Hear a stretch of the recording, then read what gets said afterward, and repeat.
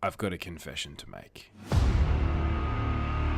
I need to get this off my chest. As a business owner, we all make mistakes.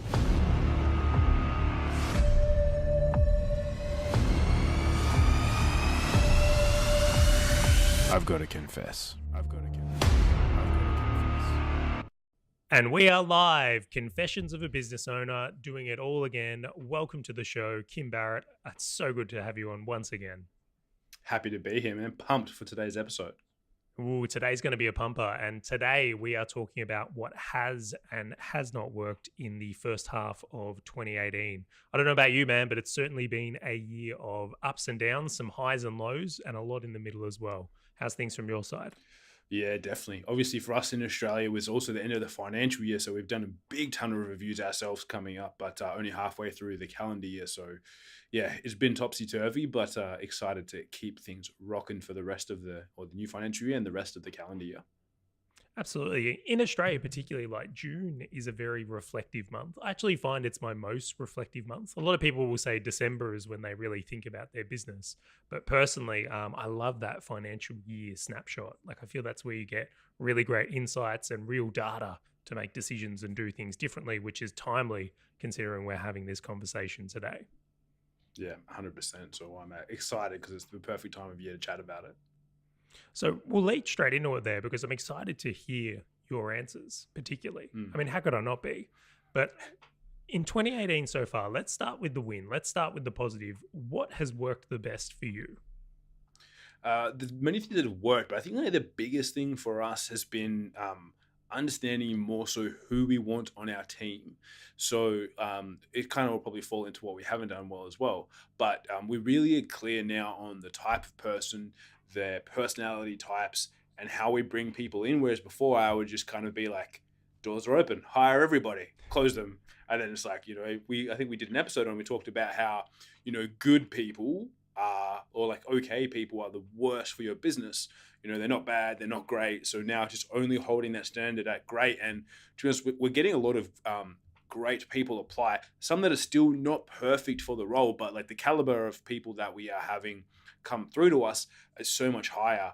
And normally, again, it would be someone that we'd kind of grab onto and be like, oh, like we want this person because they're good. But now it's like, well, actually they tick 2 or 3 boxes, but we need 3 boxes. If they don't tick 3 boxes, then like they're not coming on board. So for us, that's probably been a really great thing, is having that focus. That would be our first big thing that's really, really been good, is making sure we only bring on great people. And then number 2 is leveraging speaking. And we, in the episode where we talked about what you would do if you were in my business and I would do if I was in your business, it was something that you brought up about speaking more. And I probably spoke the most I've ever spoken on stage this year, with still a few more pretty cool ones to come up in the following months. So it's been very interesting, and leveraging that has been, really, really exciting for us. That is 2 great points. And I can't say I'm surprised they're working for you because, I mean, we'll loop into these one by one. I don't want to broaden it, but like, you are undoubtedly one of the best speakers I've ever seen. Your ability to work a room is, I think people should come and see you speak just to see how you speak. Like, the art of speaking in itself is worth seeing you. Not to mention that you have killer content, of course, but I think it is very much a strength area, and I'm not surprised at all that there is a correlation between your business performing better and you doing more speaking. Although I do wonder how your health is on the back of so many flights and time away. God, that must be some challenging stuff. But the first one that we come back to again is like, in my mind, and this might be a bit of a broad statement, but it's like, if there was one thing you picked up in 2018 and it was holding the standard of your people and knowing who you want on your team, what a big takeaway. Like, that's worth 6 months in my mind, like that alone. Yeah, well, because as well, like, it's pretty much like it is 6 months, and we don't have, like, there's still 2 roles that we really want people for, and literally I would hire someone for today, but we just haven't got the right person yet. So it's and that's why, as you said before, I'm kind of glad I don't have any speaking stuff on at the moment, because it allows me just to take the time now. I'm happy to do the work while we wait and find that the perfect fit for that role. So it's still a need, but I feel much more like confident and comfortable in what we do when we aren't rushing into it, and we aren't just bringing on anybody for these two roles. Yeah, I think that's a wise way to go. And as you kind of hinted to earlier, average staff are the worst thing you can have in a business because, good staff you want to keep, bad staff, you've got to get rid of. So it's easy to get rid of, crap people. But that middle ground, so dangerous because it's like carrying people with a crutch, bringing people in and just, hodling along instead of holding up what you stand for. So hugely well done there, Kim. Yeah, thank you. So I was, it's been definitely a stretch, and definitely like a stretch of my capacity of being able to hold on to the plan and execute it. But we're getting there, so it's good. So it's been great. But I'm excited to hear yours also, Charlie, on what has been the best thing for you so far in 2018. Oh, so I've been doing a bit of thinking about this one because, as you know, very reflective time I mentioned earlier. And I look across at what's worked the best for me this year and what's produced the best results. And it comes back to this single thing. It's been that I've consciously leveled up the people I spend time with. So I've consciously upgraded the business owners I hang around with, the friendship circles I hang around with, how much time I'm spending with people that have done things I'm trying to achieve. So it's been a really, really big swing. I won't say it's been the most enjoyable swing, but it's certainly produced the best results. So I'm noticing a massive swing in how I'm performing just by making sure that I'm hanging around other high performers. It's an interesting one. And it's as you said, like it sounds like it's easy to do when actually it can be very hard, especially when it's like, whether it may, as you said, like because there's always an attachment to any circle of people that you're hanging around regardless. But when you try and then change that, there's a lot of pull and push and stuff that happens internally with that also. So it's very interesting to see how that's been one of the big ones for you. And I've definitely noticed that on your behalf as well. Like what if, like 1 to 2 points, like what were one of the 2 things that you did within that area that you think was the biggest, like that were like the 80-20 principle, the 80% of that? Yeah, really, really good question there. So I'll give you a couple. Is what I noticed is that certain people affect my energy. Okay. So like, I'm sure we've all had this experience as like, have you ever like, everyone's got that one friend or someone. It's like when you talk to them, it's like they drain you. They suck all the life out of everyone. And I know they're not doing it intentionally. And I hope I'm not that person to some people. But there was a few people in my life who I loved dearly. And cared about a lot. I'm not saying anything about they're bad people or anything. Let's not confuse the topic. But I noticed that like when I spent time with them, I needed a day off the next day. I was massively underperforming in other areas of, my health and things like that by spending more time with these people. So it's reducing the people that have the energy cost. And then it's like I was able to inject that energy into people that energize me and ideas that energize me. So that would be my first one. The second one is that when you're clearer on where you want to go, so when you've got clear goals or where you have a clear, direction for your business or objective or something you're chasing down specifically, is actively seeking out and even pay, like I have paid to hang out with people that have done that thing. I just noticed that, I think we've even mentioned this a few times throughout the year. It's like, trial and error is the dumbest way to go about business and the most expensive, where I'm looking at things at this point in my career, really, really valuing time and just going, well, let's just find someone who's done it and model what they've done or pay them for the advice on how to replicate it or get the thing. So we're really, really like shortening that skill gap. So that would be my 2 that I'm certainly going, look, they are 80-20 for me.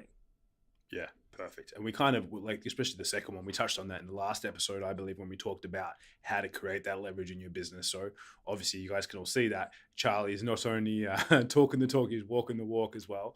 And we both execute, like if we share something, like it's because we do it as well. Yeah, integrity is a big thing for both of us. I notice more and more is like, it's one thing to talk about. Like, I just imagine for a second you taught Facebook ads and you never did them yourself. Yeah. Like, you wouldn't sleep at night. Well, I perceive you wouldn't sleep at night. I wouldn't sleep at night for you, if that helps. And like on the reverse is like, if I've got a virtual assistant company or an outsourcing company, like if I didn't have all my stuff outsourced or, that there'd be an integrity issue. So I think something that is a test of character is you've got to actually do the things you preach. Like you've got to be true to that, and that's one of the reasons I think we get along so well, Kim, is we share that value hugely. Yeah, 100%.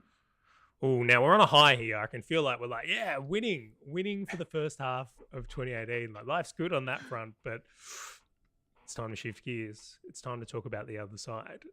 Tell me about what hasn't worked or been a huge failure in the first half of 2018. Good one. I think the biggest thing that hasn't worked is, again, sometimes not taking our own medicine, if we will. Like, so I think that we kind of diversified. We diversified into certain things without having, or like, and this is products that we have within our business, or services that we do in our done for you side of things also, where we diversified and added on things without fully having it all. Like, there's no point in adding something on new if what you already have isn't optimized to the utmost. And it's, again, something I teach people and tell people to do. And that's why it probably backfired on me. It's like, why I say, if you haven't got the most out of this, why you want to launch something new? Whereas I was like, in the first half of the year, just popping out products and ideas and stuff. And because we had extra team members as well, I'm like, yeah, we'll just do all these things and roll it all out. And then it's like, actually, we haven't really got we haven't got everything we can out of all that we've got. So that's been the biggest thing. With like, everything has still worked okay, but it's definitely been a hindrance. Like, if we had just had the core focus again that we have right now with what we're doing, like, we would be streets ahead of where we are. And it would be a much better outcome for us as a whole. So that was a big one, is like not having that, just distilling our focus before we're actually ready to. That's the entrepreneurial curse right there. Like you've just described it. It's like we all, myself included, and I say we all as if I speak for all business owners, but I'll just say I perceive this as the entrepreneurial curse, is like, the ability to start that new idea or that shiny thing without having the adequate resources to deliver it well, or or that would take focus away from the core in your case here. It's always come back to bite me as well. It always has. Yeah, and it's just, we spent and it was more so just the split from everyone's energy, because it's like, cool, even like a sales team, it's like we're going from selling 1 to 2 things max to like 5 things. So every time they get someone on a call, they're like, which hat do I put on? Like, what am I directing them towards? It becomes so much harder. Whereas now it's just like clean, like we still have several things that we do. However, it's much more refined and targeted. It's like, cool, people come in, they're like, there's 3 lanes that they would fit into. That's it. Nothing else. Like, there's no other distraction. Whereas before, there's like a 95 lane freeway where you're like, oh, do I get off here? Which exit do I take? Like, freaking out. So yeah, it was good learning to have for the year. But doesn't it make you really admire those businesses out there and those people that just stay focused on one thing for like 20 years? I'm like, oh, the skill, the discipline, the patience. Yeah. But that's a great finding and a great lesson there. So to anyone out there that's listening to the show that's probably offering too many things at the moment, is there any wise words of wisdom you would pass on? Well, just as you, like, there's no harm in having more than like one thing if you've got the most out of that, the first thing that you can.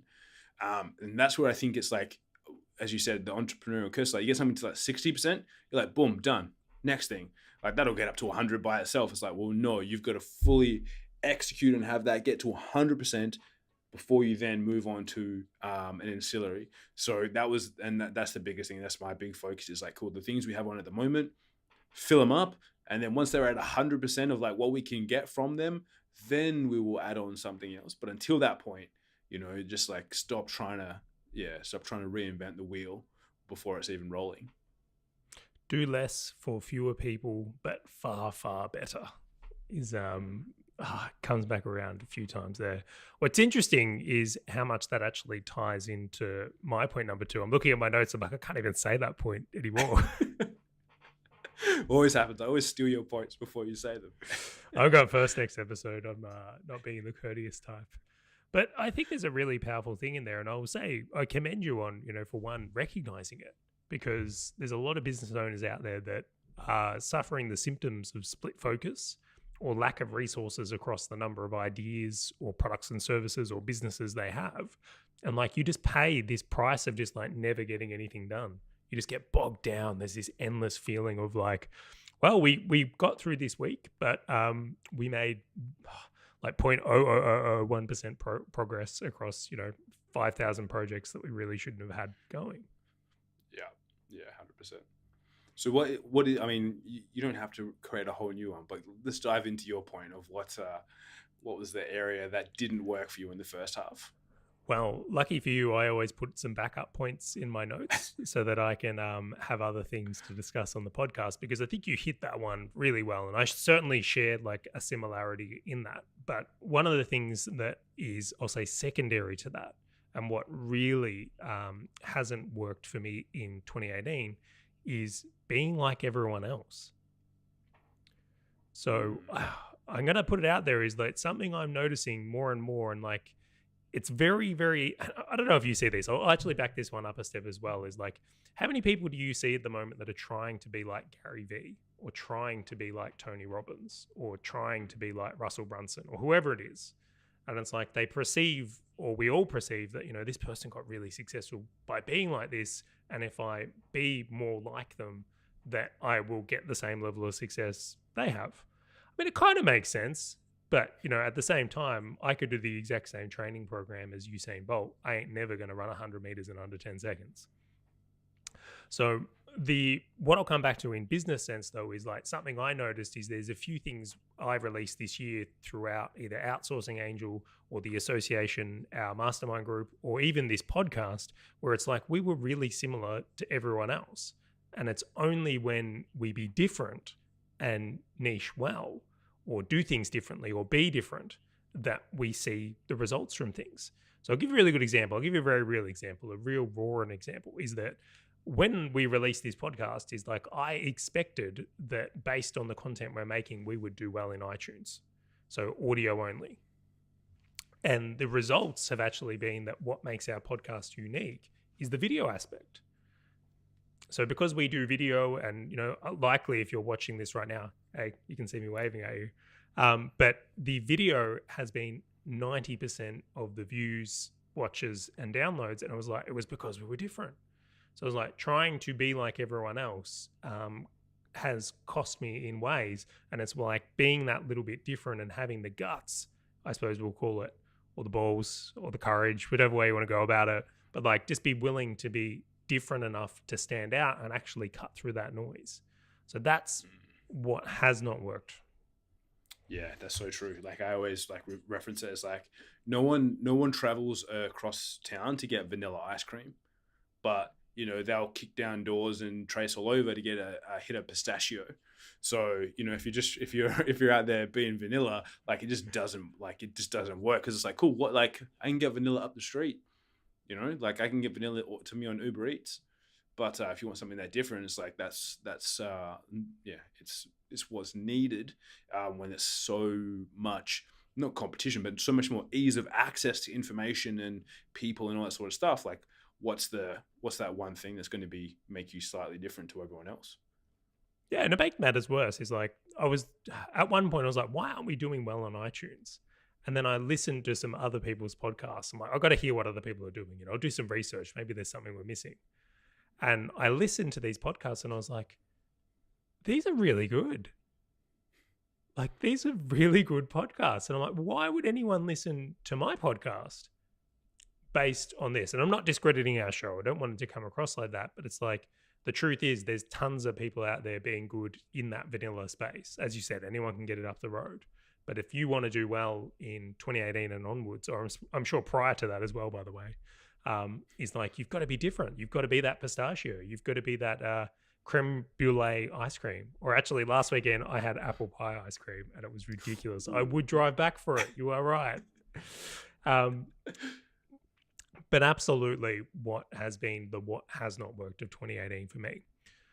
So there's been some really good answers come out of this, Kim, and I think some really interesting highlights. But this is where it gets magical. It's one thing to reflect on what has and has not worked, but what are you going to be doing differently because of it? So what's the changes you're looking to put in place for the rest of 2018? Yeah, well, the big thing is like I'm kind of banned from making anything new. So it's a running thing across the office. It's like cool, like pretty much like unless like we have one, and it's funny. It's on the pretty much on the good glass walls behind us, and it's all I can see it all stuck up there. It's like unless it's pushing us towards this, it's like why are we doing it? So we have a big focus on getting the most out of all the stuff that we already have and just doing it better. And same as like before, I would just so we also have like a high end program above our Mogul program called Centurion. And normally I'd just be like pushing things out, getting things done super fast. And say this time we've actually planned, I've actually written a proper sales page. We've got proper graphics done up for it and all that sort of stuff. It's like while we've already been offering it and selling it, it's like now it's like getting the most out of it, positioning it all properly. Like I recorded a video and then our designer did a intro for it, and then the intro looks way better than the footage I did, so I'm gonna have to film it again. Whereas normally I'd be like, yeah, whatever, get it up there. So now it's just like if we have things out there, making sure it's of best quality and we get the most out of it that we can. So yeah, I'm pretty much we have a big ban on that, which is good for me because it's like okay, cool. Try and get like you still utilize your like my creative skills, if you will, or my creative thoughts, but harnessed towards the core focuses that we have. That is an absolute ripper. I love that. I think that's so good. Because one of the things, I don't know if you know this, Kim, but like you're renowned as one of the people, like if we're at an event, you'll have 80% of it done before we leave the event. That's something you're actually known for, is like how quickly you'll take to a new idea and implement. And it's a huge positive in many lights. I think it's served you very well in many lights. But on the reverse of that is like you pay the price of doing too many things. So it's like it's great to hear that you're leveling up your quality and you're making sure that things are being, I suppose, presented the best they can in the marketplace as well, which is a great one. Yeah, 100%. So yeah, I'll show you when it's done. It's gonna be badass. Like it's so good.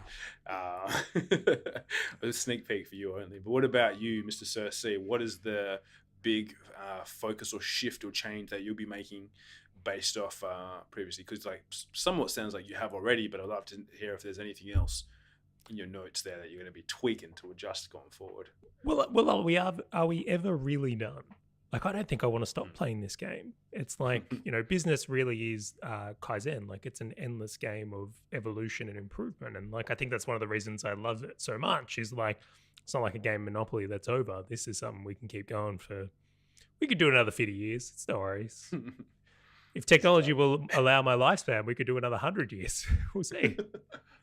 But undoubtedly, something's been happening to me more recently that I think there's power in. There's a lot of power in. All right. So at the start of the year, I had stopped riding my bike due to some health challenges. I'd been doing some other things to try and get my health and fitness back. And then in the last couple of months, I've gone back to riding my bike. Now, the thing that I will be doing differently is not riding my bike, by the way. I just want to make that clear. This is not a do more cycling. But something's really interesting has been happening when I've consciously been getting time away from things and having time to think. So I'll give you a really good example. If I have an idea and I don't have the answer, if I get away from work and go ride my bike or do something, it's amazing the ideas that come to me while riding. Like I'm at the point now where it's like a couple of times while riding, I'll pull over and have to leave myself a voice memo or leave a note for Juvie. Juvie, oh my God, I've had this idea. Remind me about this when I get back. So something I'm noticing is that when, as business owners, we give ourselves space and perspective away from our business and let things sit, is I'm actually solving problems much more efficiently. So I'm looking at this now and going, what I want to do differently in the second half of 2018 is consciously spend more time, away for the weekend or on the bike or in other environments or with other people so that my decision-making and problem-solving brings in that perspective.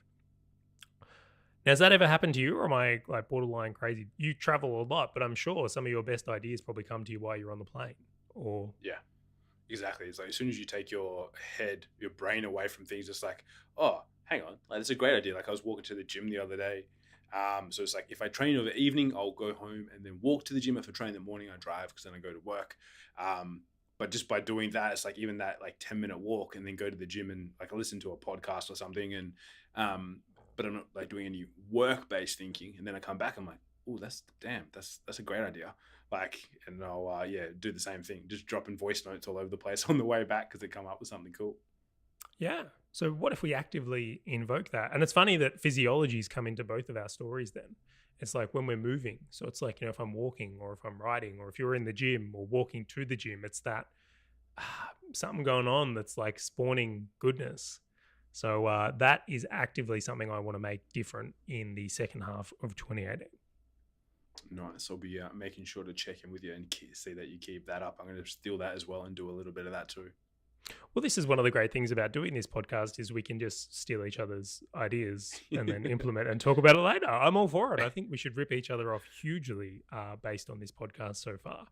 But we're going to round this one out from here, Kim. I think this has been a phenomenally interesting conversation, one I've enjoyed having with you.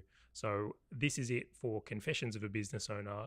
I suppose what has and has not worked in the first half of 2018.